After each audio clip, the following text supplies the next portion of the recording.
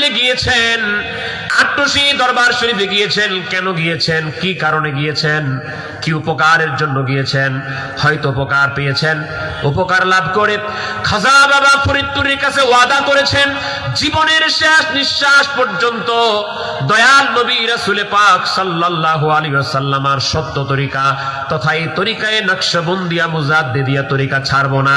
আল্লাহর নামের কসম করে যারা ওয়াদা করেছেন তারা যদি তরিকা ছেড়ে দেন, এবার চিন্তা করেন আপনার নামটা কোথায় হবে আর আল্লাহর দরবারে কি জবাব দিবেন।